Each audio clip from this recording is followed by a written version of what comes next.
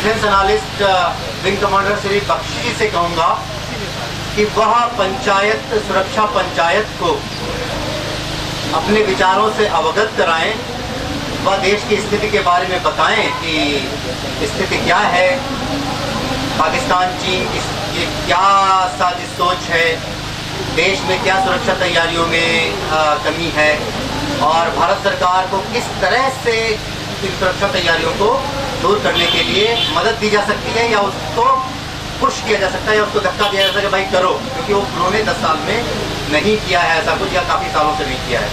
तो इस पंचायत से ऐसे विचार निकल के सामने आए इस सहयोग के लिए हम विंग कमांडर बख्शी जी से कहेंगे कि वो अपने विचार रखें, उनके विचार देश तक पहुँचेंगे और ज़रूर कुछ होगा।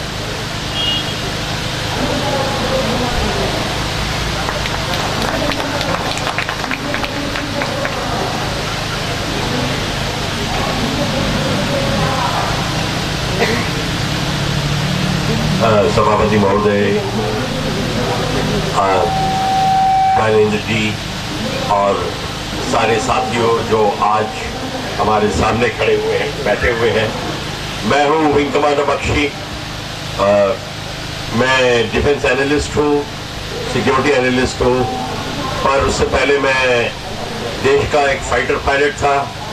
1971 की लड़ाई में मैंने वेस्टर्न सेक्टर में भाग लिया और मैंने काफ़ी एक्सपीरियंस हासिल किया है, पर उसको लेकर जो मन में अब विचार आते हैं उनको मैं व्यक्त करता हूं। सबसे पहले जैसे कि आज की सभा का जो विषय है कि हिंदुस्तान की सिक्योरिटी सिचुएशन क्या है, हमारी सिक्योरिटी सिचुएशन क्यों है ऐसी, क्या प्रॉब्लम है और किस लिए ऐसी प्रॉब्लम बनी। इससे पहले मैं आपको सन 47 से ले जाता हूं ताकि आपको मैं बता सकूं कि हम किस ओर जा रहे थे, किस ओर पर पहुंच गए हैं। देखिए, सन 47 की आज़ादी हमें जब मिली तो लोगों का विचार था कि हमको बड़े लोगों ने अपनी शहादत दी है तब हमें आज़ादी मिली है। और उस समय लोगों को ये नहीं पता था कि जब Clement Attlee prime minister of England जब वापस 52 में आए तो उनसे पूछा गया कि आप सन 47 में क्यों चले गए, आप तो बाद में जाने वाले थे, आपने डेट आगे क्यों कर दी, क्या क्विट इंडिया मूवमेंट से आप डर गए। वो कहते हैं नहीं, ये क्विट इंडिया मूवमेंट वगैरह की कोई बात नहीं थी, क्योंकि हिंदुस्तान की में सुभाष चंद्र बोस की जो मूवमेंट चल पड़ी थी उससे हमारे हौसले उड़ रहे थे। और दूसरा, सन 46 में नेवी ने म्यूटनी करी थी, जबलपुर में आर्मी ने म्यूटनी करी और 15 एयरफोर्स यूनिट्स ने म्यूटनी करी। तब हमको पता चल गया कि भैया पार्टी खत्म हो गई, पिकनिक खत्म हो गई, अब हमें जल्दी जाना है। और वो सन 47 का एडवांस करके भाग के चले गए थे। ये बात इसलिए बता रहा हूं कि आज की जो सभा का हमारा मकसद डिस्कस कर रहे हैं कि क्यों हमारी फौजों की स्थिति ऐसी है, क्यों हमारी फौजों की स्थिति ऐसी है और उससे हमारी सिक्योरिटी सिचुएशन क्यों ऐसी खराब हुई। देखिए, प्राइम मिनिस्टर नेहरू ने उस समय जब चीन से जो आज चीन हमारे को इतना दबा के रख रहा है, जिससे भारत इतना डर रहा है, उस चीन के साथ में के लिए एक पॉलिसी बनाने की बात आर्मी सुप्रीम कमांडर ने बोली सन 48 में 49 में। नेहरू जी ने कहा हमें फौज की जरूरत नहीं है, पुलिस से काम चल जाएगा। आप सोचिए, जब ऐसी सोच थी जिसकी, तो वो हालत क्या हुई। धीरे धीरे फौज की अहमियत कम होती गई, सिक्योरिटी आपकी खत्म होती गई, आपकी ऑर्डिनेंस फैक्ट्रियां बन रही हैं, सब कुछ बन रहा है। पर सन 62 की जब लड़ाई हुई तो ऑर्डिनेंस फैक्ट्रीज में कॉफी परकोलेटर बन रहे थे और आपकी फौजों के पास में कोई साजो सामान नहीं था, सिर्फ बहादुरी थी और खून बहाने की क्षमता थी, बस। और यही कारण था कि सन 62 में हमारी ये हालत हुई। फिर भी हमने सबक नहीं सीखा। चीन ने जो हमारी हालत करी, हम उन्हें उसको दूरअंदाज कर दिया और छोटी मोटी पॉलिटिक्स में लग गए, इलेक्शन, री इलेक्शन, इनमें अपने समय बर्बाद करने लग गए। क्योंकि जब आदमी में लड़ने की हिम्मत नहीं होती, वो छोटे मोटे कामों में इधर उधर की बात करता है। देश के दुश्मन से लड़ने की जिसके अंदर चाहत नहीं होती, वो बहाने ढूंढता है। और हमारी जो गवर्नमेंट थी वो बहाने ढूंढने लगी ताकि फौज को हम अहमियत न दे सके, फौज को ऊपर न उठा सके। फिर आपकी 62 के बाद में 65 की लड़ाई हुई। हमारी किस्मत अच्छी थी कि 62 की लड़ाई में हमको जो थपेड़े पड़े थे उससे हमारी जागरूकता हुई। डिफेंस मिनिस्टर को हटा दिया गया, मेनन कृष्णा मेनन को हटा दिया गया, और जो हमने थोड़ी सूझबूझ के साथ अपनी जो ट्रेनिंग हासिल करी, प्रिपरेशन करी, पाकिस्तान को हमने रास्ते में रोक दिया। और उसके बाद सन 71 में आपने खुद ही देख लिया, हमने बांग्लादेश को जन्म दिया 14 दिन की लड़ाई के अंदर। और उस समय पता चला कि हिंदुस्तान की फौज की महानता क्या है। पर अभी तक लोग, पॉलिटिकल पार्टीज, पॉलिटिशियन फौज को अहमियत देने के लिए तैयार ही नहीं थे। और धीरे धीरे हर एक लड़ाई के बाद फौजियों की स्टेटस नीचे कर आने लगी। हर लड़ाई के बाद में फौजी स्टेटस नीचे आने लगा, उनकी पेंशन में कमी, उनके प्रमोशंस में, जैसे कि अभी लड़ाई कर रही है, अभी तक वही सारा का सारा प्रॉब्लम चल रही है। किसी को कोई नहीं इस बात को अहमियत देता। अब देखिए चाइना की बात है। चाइना ने सन 62 में जो एक्सपीरियंस हासिल किया, उन्होंने तिब्बत से लेकर अरुणाचल तक parallel roads, railway line, 28,000 kilometre की रेलवे लाइन बनाई है, 18,000 की रोड बनाई है उसने। और आप उनके सिपाही एक सेक्टर से दूसरी सेक्टर कारों में, मोटरों में, रेलों में जाते हैं। आपके सिपाही को अरुणाचल के आगे की पोस्ट में पहुंचने के लिए खच्चरों पे या पैदल चलना पड़ेगा। कोई एयरफील्ड आपने बनानी शुरू ही नहीं करी। अब याद आ रही है सबको, तो धड़ाधड़ कभी रोड की बात करते हैं, कभी स्ट्राइक कोर की बात करते हैं। काम अभी भी वही का वही पड़ा हुआ है और हमारी हालत वैसी की वैसी है। अब आप बताइए, इस हालत में आप चीन के साथ लड़ेंगे या पाकिस्तान की आप देख रहे हैं, रोज आपके बॉर्डर के ऊपर वो कभी हमारे सिपाहियों का सिर हलाक कर देता है, कभी एक सेक्टर पे हमला करता है। हमारे फौजियों में कमी नहीं है, हमारे कमांडो में कमी नहीं है, क्योंकि पॉलिटिकल डिसीजन ये कहता है भैया आराम से करो, जल्दबाजी मत करो। अंग्रेजी में एक वर्ड है टेक इट इजी बोलते हैं उनको।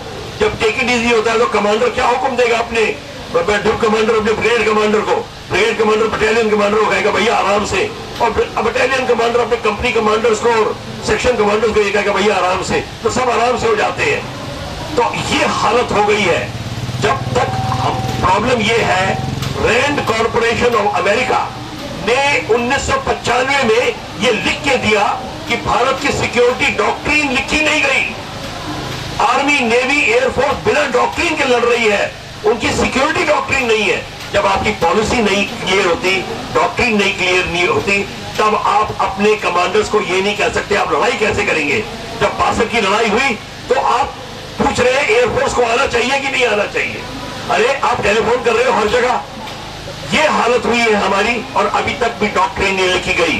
कारगिल में भी एयरफोर्स को लाने के लिए देर कर दी गई। क्यों देर कर दी गई? लोगों को क्लियर नहीं था कि क्या करें, कैसे करें। जब तक ये हालत रहेगी, सिक्योरिटी थिंकिंग नहीं रहेगी। ये सिक्योरिटी जिसकी मैं बात कर रहा हूं, ये सब्जेक्ट चाइना में 6ठी क्लास के बाद पढ़ाया जाता है एक लड़के को। तो लड़के को पता होता है फौज क्या है, सिक्योरिटी क्या है, देश की रक्षा का मतलब क्या है। ये हमारे किसी बंदे को नहीं पता, किसी स्टूडेंट को नहीं पता। वो इधर उधर की बातें करके खेल कूद के निकल जाते हैं, बाकी कुछ नहीं होता। तो अब सिक्योरिटी की सिचुएशन ये है, चाइना हमारे नॉर्थ में बैठा है, पाकिस्तान हमारे वेस्ट में बैठा हुआ है, और हम 2 फ्रंट वॉर की बात करते हैं।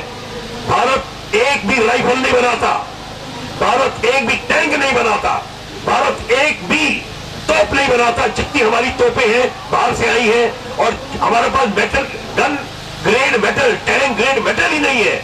एम्यूनिशन बाहर से लाते हैं। 155 मिलीमीटर शेल आप सोने के भाव खरीद रहे थे कारगिल की लड़ाई में।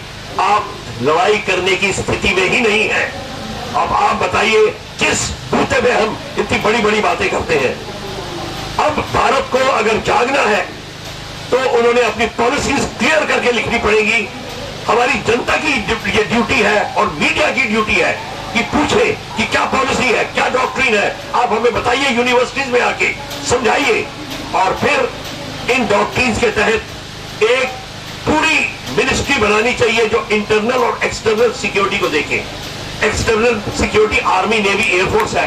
इंटरनल सिक्योरिटी है आपकी पैरामिलिट्री फोर्सेस।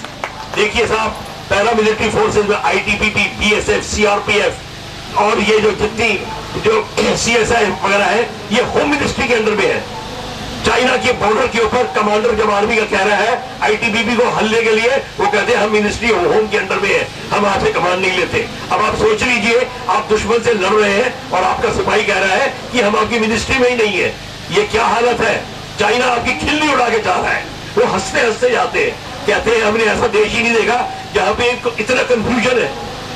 इसीलिए जब तक हमारी डॉक्ट्रिन्स नहीं क्लियर होगी, जब तक हमारा पॉलिसी नहीं क्लियर होगी, कमांड एंड कंट्रोल नहीं होगा। और कमांड एंड कंट्रोल जब तक नहीं होगा, आपकी स्थिति वैसी की वैसी रहेगी। और फिर बात आती है, कमांड एंड कंट्रोल नहीं है, आपके कमांडर्स ने की कमजोरी है कि आपकी 1 रैंक 1 पेंशन में कमी आ गई है, आपकी पेंशन पूरी नहीं मिल रही, आपकी विधवाओं को सहूलियत पूरी नहीं मिल रही। मैं मिनिस्टरों को और ब्यूरोक्रेट्स को गाली नहीं दूंगा, क्योंकि उनका तो काम है आपको दबा के रखे। ब्यूरोक्रेसी ने फौज को दबा के रखा है, पर फौजी कमांडरों का क्या हो गया? वो क्यों दबते हैं? प्रॉब्लम हमारी भी अपनी है। ये बाहर वालों को हमने गाली नहीं देनी, ब्यूरोक्रेसी को अपनी जगह रखना पड़ेगा। वो देश का कानून करेगा, पर देश का कानून को जब तक फौजी कमांडर ये नहीं समझाएंगे कि हमारी सिक्योरिटी नहीं हो सकती, तब तक ब्यूरोक्रेसी मानेगी नहीं। क्योंकि ब्यूरोक्रेसी तो चाहती है कि सारी ऊंची ऊंची पौधे उन्हें मिले और फौजी कमांडरों को ना मिले, तो वो तो बड़े मजे से बैठे हुए हैं। इसलिए मेरे भाइयों, हम इस नतीजे पे पहुंचे हैं कि जब तक ये पॉइंट जो मैंने आपको अभी बताए हैं, इनको पूरा नहीं करेंगे, आप लड़ने की काबिल नहीं रहेंगे। और अभी तो हम बचे हुए हैं, चाइना 8-9 साल तक हम पे हमला नहीं करेगा, क्योंकि चाइना के ऊपर खुद प्रॉब्लम आई हुई है।